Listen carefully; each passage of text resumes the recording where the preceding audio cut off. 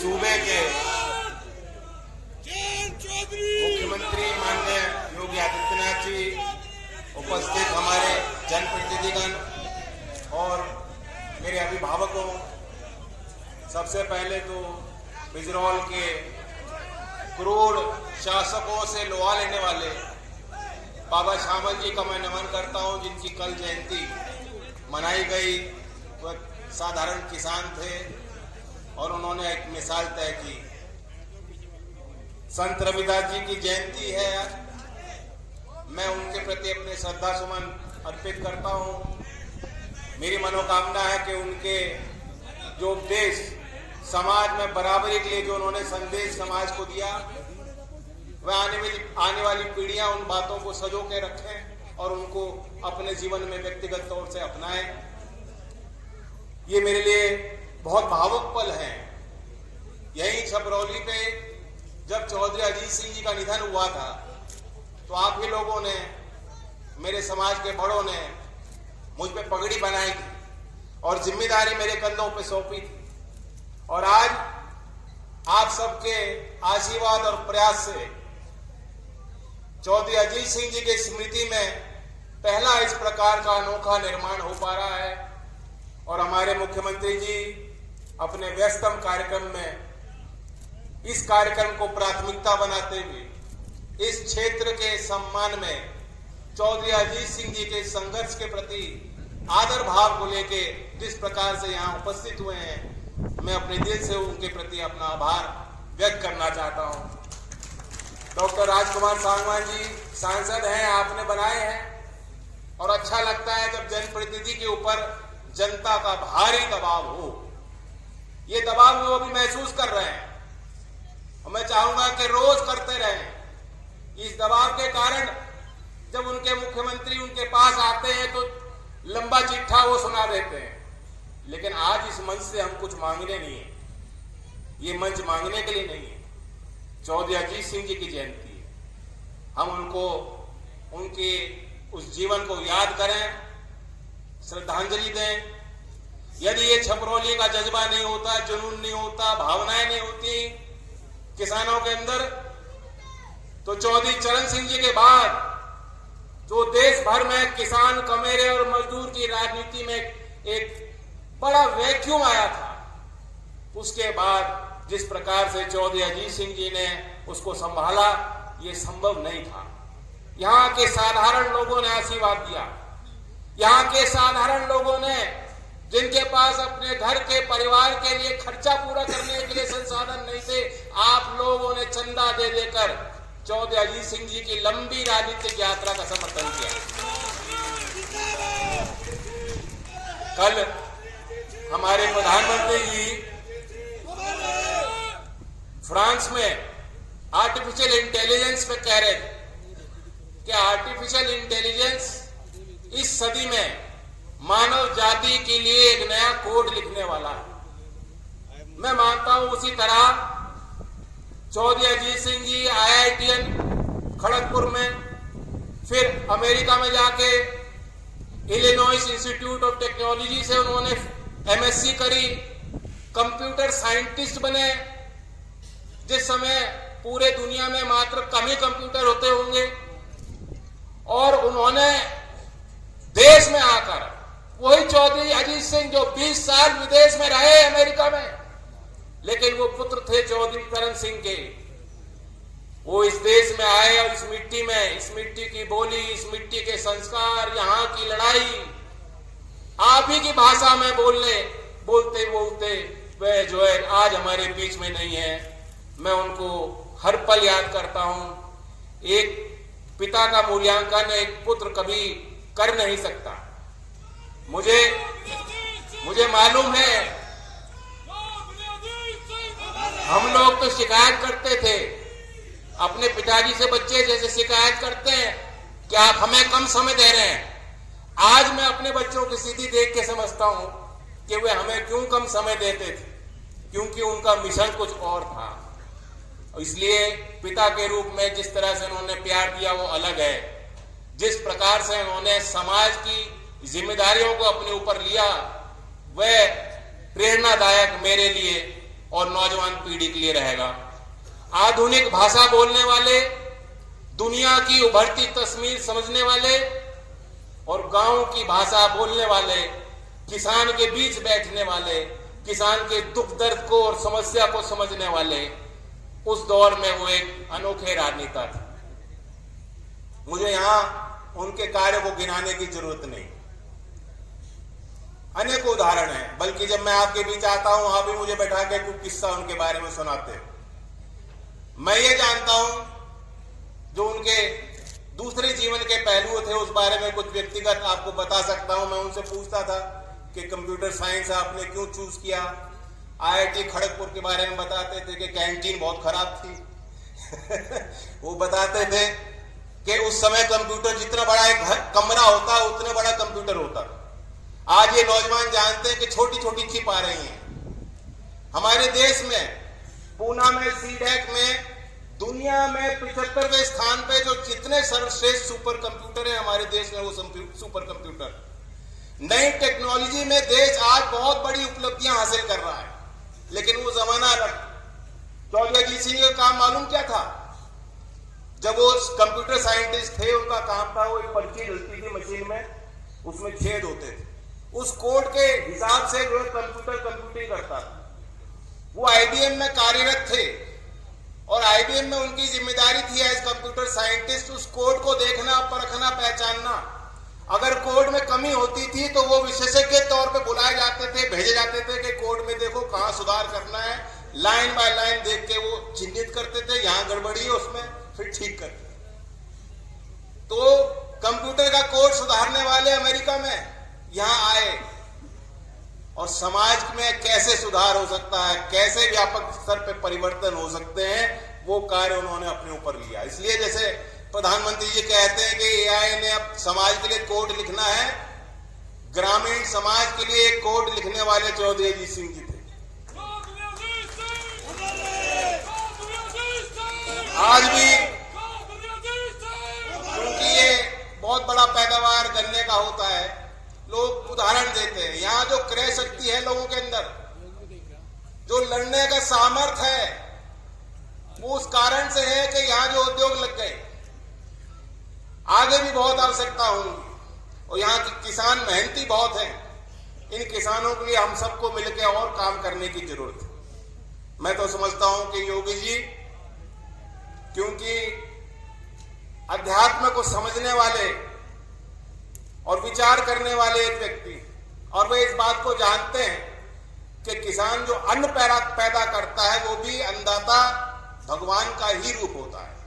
इसलिए मैं मानता हूं कि किसान के किसी विषय पे जब कोई भी मसौदा मुख्यमंत्री जी के स्तर पे पहुंचता है तो उनकी कलम अपने आप चल पड़ती है, वो रुक नहीं सकती। और इसलिए मुझे विश्वास है सरकार पहले ही बेहतर काम कर रही है, लेकिन कुछ लोग हैं विपक्ष का अपना काम, वो अपना काम निभाते हैं, लेकिन उनके अंदर एक नकारात्मक सी भावना बैठ गई। आपको भी धीमे धीमे समझ में आ रहा है, मुझे तो समझ में आ ही लिया था, तभी मैं अलग हो गया था। कल अखिलेश जी बोल रहे थे संसद में, वो ये चाहते हैं कि कोई उनको 144 साल गिनाए तब वो मानेंगे कि महाकुंभ हो रहा है। संत रविदास जी ने कहा था कि जो मन में पवित्र भावना रखेगा तब पुण्य कमाएगा। जब मन है चंगा तो कटौती में गंगा। ये कहावत भी संत रविदास जी के बहुचर्चित एक घटना पे आधारित है कि बहुत लोग गंगा स्नान पे जा रहे थे और संत रविदास जी के चाहने वालों ने कहा कि हम भी, आप भी क्यों ना डुबकी लगाएं। उन्होंने कहा कि अब मेरा मन वहां नहीं रहेगा, मेरा मन यहाँ है, मुझे पुण्य नहीं मिल सकता। तो मन साफ रहना चाहिए और जो आप कार्य कर रहे हैं दिल साफ करके, पूरा दिल लगा के कार्य कीजिए। आज विपक्ष के नेता दिखावे की 1000 डुबकी लगा लें, लेकिन जब कोई इस तरह का बयान देता है, ये बात साफ दर्शाई जाती है कि उनका मन, उनका हृदय साफ नहीं है। जब प्रधानमंत्री जी कहते हैं कि हमें देश को विकसित बनाना है, गुलामी के दिन भूल जाइए, नए संभावनाओं का भारत बन रहा है।